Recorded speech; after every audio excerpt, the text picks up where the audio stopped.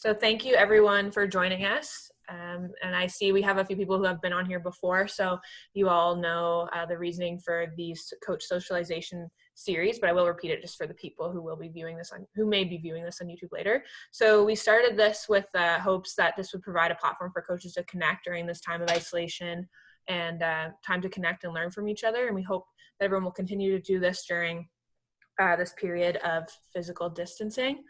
So if you do have any recommendations for future presentation topics or anything like that, or any feedback on how the timing of these sessions and the topics, please reach out to me, and I can put my email in the chat box. You can give me some feedback. But today we're excited. We're doing a different topic than normal. So we have DeRoo here from Canadian Sports Centre Atlantic, who is a mental performance consultant. So today she's going to be leading a discussion on how we can use our environmental cues and routines to make the most out of our time here at home, because I know we're all spending a lot more time home than usual. So I'm sure Tina has lots of tips and tricks to share with us, and we really hope that this will be more of a discussion, more so than a presentation today. So feel free to speak up or chat in the chat box, and we welcome you to show your video if you feel comfortable as well. So without further ado, Tina, I'll mute myself and you can take it away. Perfect. I was actually going to say, we have the benefit of having sort of a smaller group, and with that, I think largely we can sort of unmute ourselves and turn this into more of a discussion. Sometimes when you've got 10, 15, 20, depending on what's happening in the background, it can be very distracting, but otherwise I welcome you to unmute yourself and just sort of, then you can hear the laughter, hear the questions, hear the all the little interjections as if we were actually in person. I think it makes it more of a friendly sort of conversation, rather than oh, it has to be a big enough deal for me to unmute myself and then say something. I know that's sometimes the vibe I get when I'm muted for the whole time. Is this worth unmuting myself? And yeah, I'm gonna sort of keep my eye on the waiting room and add people in as they pop in there. But I wanted to just start by introducing myself, because I know John and I know Natasha and Kirsty, but Jake and whoever Packer Lab is, without your video, I actually not sure if we have met. So yes, my name is Tina. I work at the Sports Center and I do mental performance work with some of the provincial teams and provincial sport organizations. I would list them all, but it takes a while to sort of go through them, but it's a lot of different sports, anywhere from volleyball with John to ringette, to snowboarding, sailing, gymnastics, hockey, kind of a full spectrum. But for today, I again wanted to talk about sort of using our environment to make the most of our time at home.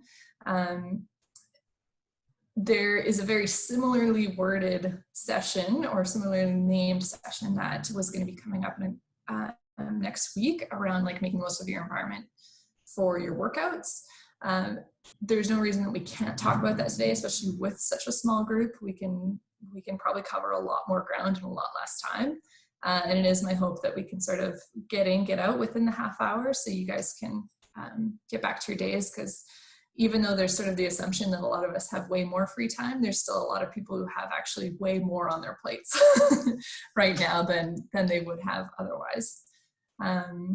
So just to start out, if you don't feel comfortable unmuting yourself, if you could even just type into the chat box what sport you coach, and I have an icebreaker question that I want you to answer as well. So for everyone, what is a food that either you really like that a lot of people don't seem to like, or a food that you really hate that it seems like a lot of people like it? So you could go on either end. You don't have to answer both. But so either something that you really love. So I'll start mine off. I'll start on the other one. Something that I don't really like is mint chocolate. And I feel like whenever I tell people, they are shocked at that realization, especially around Christmas and especially around like large gatherings where there might be sweets. And then something that I really like that a lot of people either don't know about or don't like is partly I've been vegetarian for many, many years, and there's something called seitan. And the name sort of freaks a lot of people out, but it's just essentially a gluten product that sort of mimics meat. You can season it and do all sorts of stuff with it. But Jake, do you want to start us out? What sport do you coach? And then tell us about a food. Yeah, for sure. Good to see everybody. I'm working with Canoe Kayak over at the Atlantic Division there on Lake Banook. I guess a food for me. Well, if you can call Ravenna pizza one that most people don't like, I think that'll probably be it. If you're at all around the Dartmouth area, you've heard of that place. And people say they hate it, but it's one of my favorites. So I'll go with that. That's fair. Cool. John, what's yours? Volleyball. I think something I love that some people just seem to hate would be olives. Like I could pound olives, any type of olive. And then I'm totally with you. I do not understand the attraction of mint Girl Guide cookies, but people go nuts for those things 6 months of the year. Like if they could just get rid of the mint and just have those Oreo type ones, like life would be so much better. I love that you brought up Girl Guide cookies because my sister is like a guide and all of my nieces do Girl Guides, and right before this happened, they had a massive shipment of cookies delivered to their garage. They were like, how are we supposed to sell these? We can't even interact with people. Anyways, That's a side story. Cool. Christy, you want to go next? Yeah, sure. So I'm with John. I love olives, and not many people do, it seems like.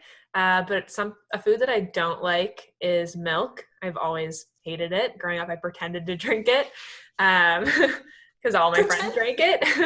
But I do not like the texture or taste of it. Yeah, that's fair. And I see Natasha has, she likes mint chocolate. Yeah. She doesn't like olives or salmon. Oh yeah, a lot of people do like salmon. Yeah, and I just muted myself because I've got a lot going on in the background, and this guy's crying and not crying. But yeah, exactly. I don't like salmon, don't like olives. I can't think of anything that I would like that someone wouldn't like. I like a lot of food. And Packer Lab, I don't actually know that we've met, even though I have worked with artistic swimming. So I actually met you at a workshop at Dal. My name is actually Caitlin. Okay. Yeah. Sorry. And I don't like ice cream. Oh yeah, that one is any flavor, like? No. I'm curious, do you like yogurt and like? Not particularly, but I really don't like the cold of ice cream. Okay, interesting. I always find there's some shockers, like of things that either people do like or that they don't. Okay, so as far as environmental cues for our environments and how do we make the most at home, before I dive into it, like what have been some of the challenges that you guys have come across so far? Because hopefully I can just answer those directly and get right into making this as tailored to you guys as possible. What are some of the things? Again, you can either type it into the chat or unmute. Some of the challenges so far as like making the most of being at home. I guess for me, I live in a cubicle all day when I'm not on social distancing. So the fact that I'm now around my like 2 kids and wife nonstop has just taken a bit of an adjustment period. We're kind of hitting our stride with my wife online teaching and me doing lots of stuff online, but that first 2 weeks was just trying to figure out, like, is there some physical space we can have to do our office work and like tag team hanging out with kids and like doing some fun stuff. But yeah, it was tough just because it was new. Totally. Yeah. Yeah, I'm feeling the same way. I've been trying to find a way to separate the work area from the living area because in a 1-bedroom apartment, it's very difficult and the walls are closing in for sure. So For me, I'm usually half my day is either spent in the gym or out on the water with an athlete or whatever it may be. So the adjustment to actually being on my laptop all day has been a big one, especially being stuck inside. I know for a lot of people in my sport, that's been their biggest thing, is being inside all day, because none of us are used to it. Totally. And Jake, do you have a balcony, or do you have like Yeah, I got a windows 4x8 at least, balcony. or? Yeah, I do Okay, have. I'm lucky to have big windows, and I got a very modest sized balcony I can go out on. Yeah, I feel like, yeah, we have a small balcony as well, but I feel like it makes a difference, even just to stand out there and be like, oh, sunshine, okay. Yeah. And Caitlin, how about you? I mean, what I found hard that like my workspace is now also my bedroom. And so yeah, that's difficult. And now moving all of my work for everything online. And so yeah, it just feels like sitting at a computer all the time. Yeah. And does everyone find that they're just sitting all day, where they're not used to, like Jake, you sort of said, like you're not used to maybe being indoors that much, or probably sitting that much? Yeah, for me, I mean, I'm usually running around our office building quite a bit just to be up and moving. And I mean, that's usually my excuse to kind of get up every hour, is to go do something. So yeah, that's been the biggest adjustment for me, is now kind of having that outlet just to go get out of the office technically and do something else. But I don't really have any other side projects on the go at the moment that I can work on. So yeah. And I think like the challenges that you guys mentioned, unless Natasha or Kirsty, if you guys have other ones you want to add, that's largely the challenges for it's either not enough space. I'm also in a 1-bedroom apartment, or we have lots of friends who are in like even bachelor apartments that don't even have that distinction between the bedroom and the living room. Or just the people around, that we're used to being with our coworkers and not necessarily with our families that many hours of a day, that many days in a row. And it is sort of finding a new normal. But I like, John, that you said how you guys, it was sort of, you had those rough patches at least a little bit, which I think is to be expected. But that you guys are finding like a new, like, okay, let's tag team this, like you do this at this time, you do this at this time. And I think that's really what it takes is that flexibility and communication with partners, or with roommates, or with kids, right? If kids are in the equation of like, okay, how are we gonna, so that's one piece, is just communicating with the people in our space, if we have other people in our space, so that we're voicing our own sort of needs and concerns without putting them on other people, right? We can't have everything 100% perfect for us, but at the same time, can we at least ask for some of those things from the people around us and see where we can sway? But I think, Jake, like you sort of mentioned, that distinction between being able to like leave the office. So that was where I sort of wanted to go with this, of like, for myself, and I'll even just pan my camera around so you can see the extent of space that I'm working with. But we've got this and then the kitchen and the bedroom, right? So it's like, well, we've got that side of the couch or that side of the couch, and we've got this space, and then we've got a table that is set up.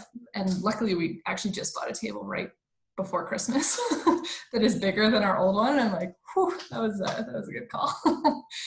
But it's having distinct spaces is so important. Partly, if you think about how, if you're trying to get workouts in at home, if you're trying to do work, if you're trying to also relax, if you're trying to sleep, socialize, like, I wouldn't say I'm following it perfectly, but I'm trying to mostly either work on one side of the table or on like the longer edge of the couch. If I'm planning to just like sit down and scroll social media, which every once in a while I sort of plan that in, of like, hey, I'm just gonna like chill for the next hour. I've been working for the last 3 hours, I'm gonna take a little break, right? Then I actually try and move to the other side of the couch, because our brains love to connect a place with like an action, right? Like when you walk into your kitchen, your brain goes like, okay, what are we eating? Even if you're not hungry, it'll start thinking that, because that's what you do you generally access food in the kitchen. You usually don't just hang out in the kitchen for any other reason, except maybe for you, Kirsty, when you've got that open plan, maybe that's a little less distinctive a cue. But many of our brains are sort of wired to like, okay, in this location, I think about this, in this location, I think about that. So to the extent that you can go, okay, I'm gonna socialize in this part of the room, and I'm gonna check the news and do my work over in this space. And it doesn't have to be perfect. It's not like, oh, if I do the news in my social area, then it's all ruined. It's just, if, you know, almost like that 80-20, if like most of the time you're doing your work in the same space, then when you go to that space, your brain knows like, okay, we're sitting down to get some work done, right? Like if you went to a library, if you usually worked at a library, if you got work done at a library, your brain would be like, oh, I'm here to work.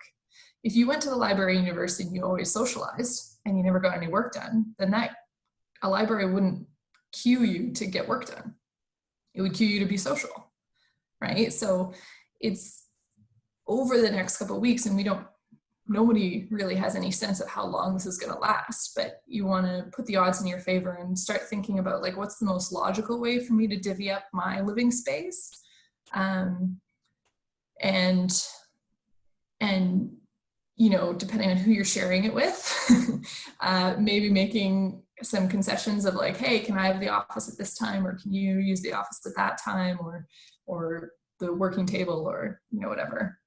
To what extent, and I'll get you guys to either unmute or type into the chat, to what extent are you already doing this? Do you already have like sort of designated spaces for things? I know for me in our apartment, I am anywhere but our desk. That's been taken over by my partner. She's she needs a few more screens than I do. She works in the business realm, so I've been relegated to the kitchen table or couch like yourself. Yeah, totally. And again, that's sort of depending on the limitations of your space. Yeah. And Caitlin, are you in a bachelor? Like you were saying, you're working in your room, or is that just? Yeah, but what I do is I kind of rearrange my space each time I switch activities, because I can't actually like move spaces. So like I set my room up one way when it's bedtime, and a different way when it's work time, and then a different way when I'm doing like virtual coaching, so that like it's the same space, but it's a little bit different. So like I know what's happening.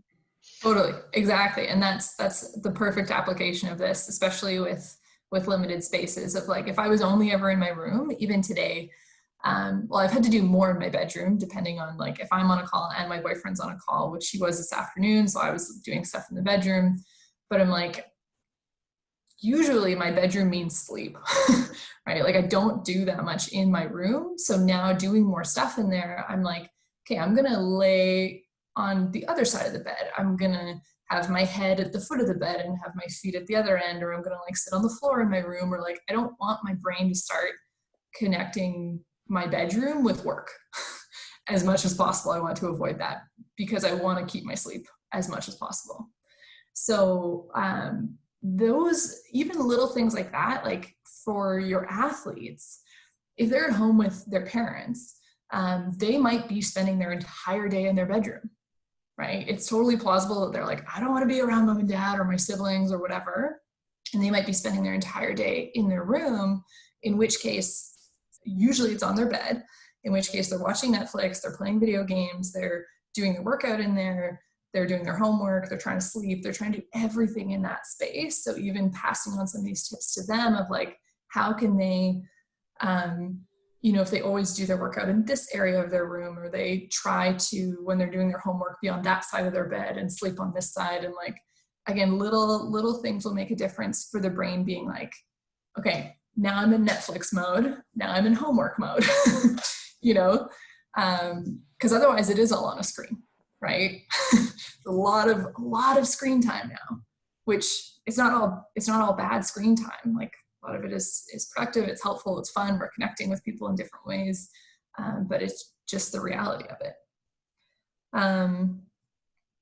The only other piece that I was going to add is sort of around routines and trying to more or less have things happen at the same times of day.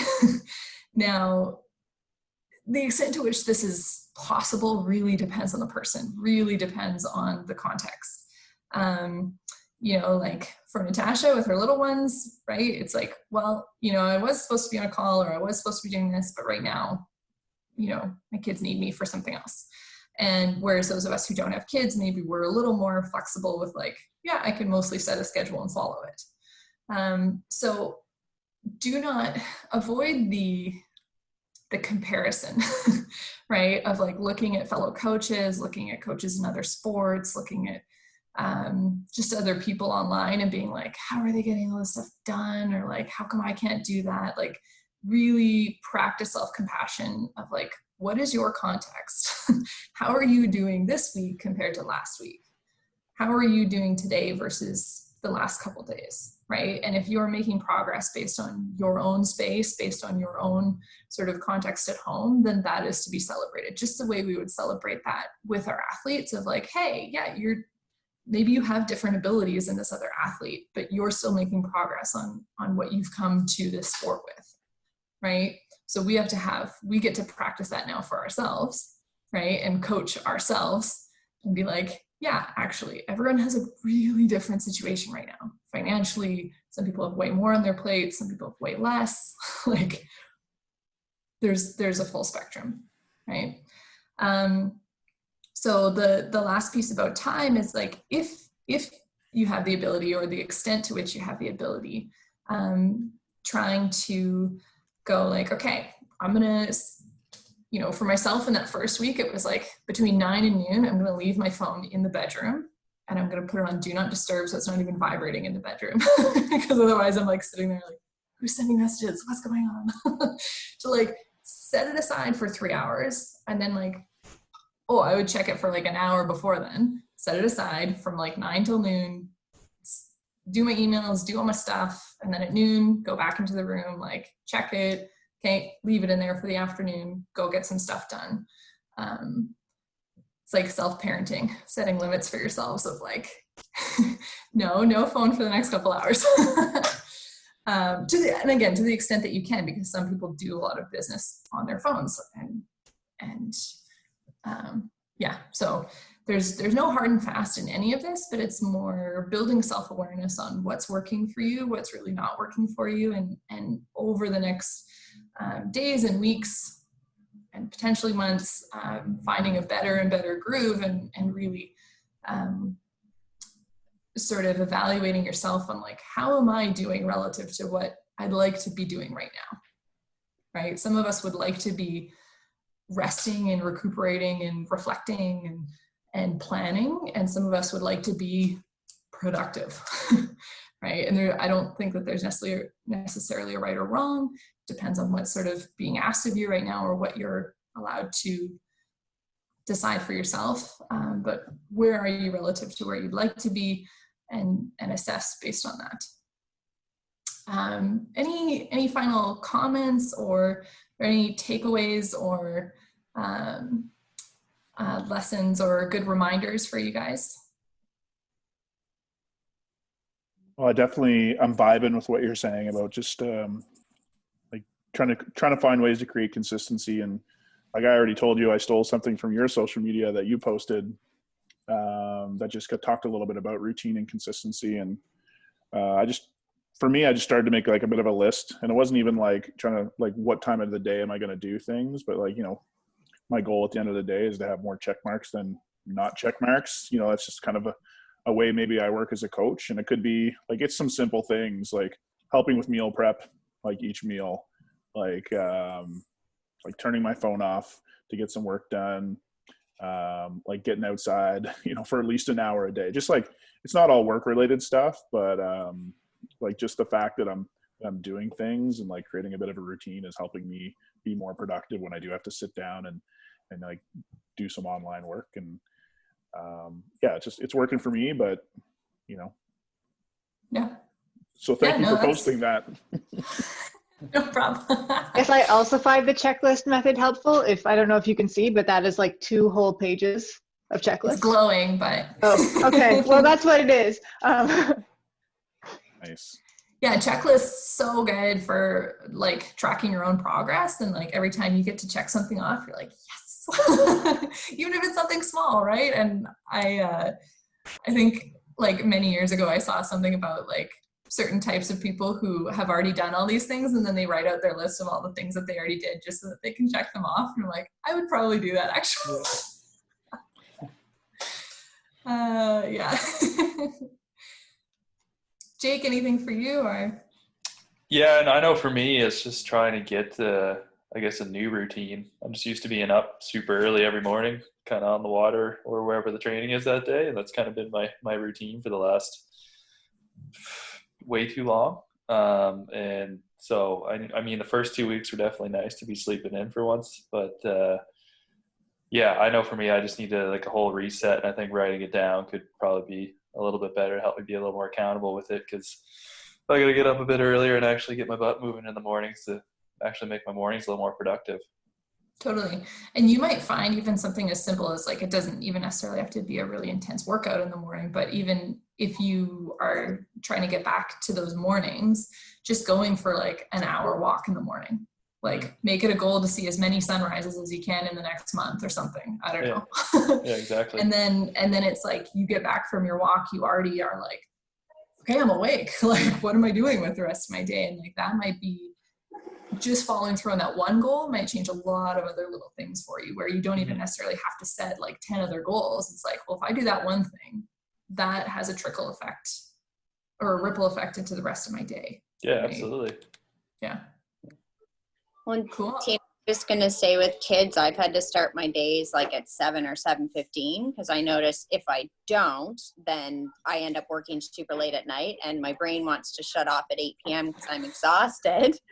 So I've noticed, like, if I start at 7 in the morning, I can have a good chunk of work done by noon, and then I feel okay with the day. And yeah, if I start any later, it all unravels really quickly. Totally. And that's like perfect. That's really good for self-awareness of just like, okay, given my context, here's what is working best for me. Right. And that's really what we want for ourselves and for our athletes, is to always be checking in, because there's going to be a slightly different solution for every single one of them and for every single one of us on this call. That it's more about like, what's working for me, what's not, what am I going to do about it, right? And the more we can practice that mindset of asking those questions, is this working for me? When does this work for me? Sometimes it works for me, sometimes it doesn't, right? What do I want to change about that? And the more we embody that mindset, the more we start ideally coaching with that mindset and passing that mindset on to our athletes. And how much progress could they make if they were always sort of tuning in and checking in and being like, I don't think this is working for me. It will be different always as an adult compared to a teenager, compared to, you know, someone who's like 20, 21 and like just sort of in those those first years there. But still, it's more about building that awareness over time. And this, as much as there's so much tragedy unfolding and about to unfold, there's a lot of potential gifts in this situation. So it's just sort of embracing all of that. And I think, yeah, just checking in and making the most of it as best we can. So hopefully that was helpful. I'd like to keep it short and sweet and respect your guys' time. I'm not in a rush, so if you want to stay and ask questions, you can. Otherwise, feel free to sign off, and probably see you in another session. Awesome. Thank you very much. Yeah, thanks, Jake. Thanks. Thanks, Caitlin. See you, Tina. We'll chat soon. Bye. Yeah, sounds good. Happy birthday again. Thanks. See ya.